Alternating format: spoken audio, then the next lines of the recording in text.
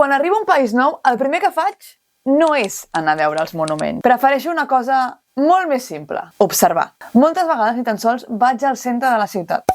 I apa, primer de tot, sempre intento arribar que sigui de dia. Perquè t'ubiques una mica més en l'espai. Segon, vaig a l'allotjament. Això segurament ho fa tothom. Això les coses. I a partir d'aquí, la meva rutina segurament és diferent a la vostra.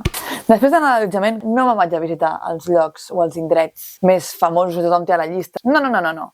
Diré el que faig amb un martell. Estic fent un tamboret mentre faig aquest ruix.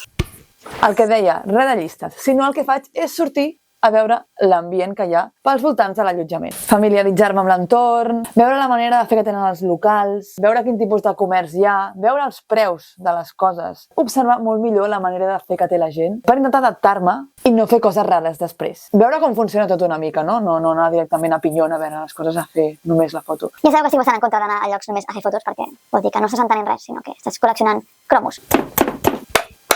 També a vegades intento agafar el transport públic per saber com funciona, que potser sí que me'n vaig al centre, però el meu objectiu no és visitar les coses, sinó veure l'ambient, com es mou tot per allà. El que està clar és que si veig alguna cosa, algun indret, algun lloc, algun monument, dels que jo tinc a la llista per visitar, no em taparé els ulls. Però si tinc ganes, per què no? M'hi aturaré, potser li faig fotos, però no em forço a visitar.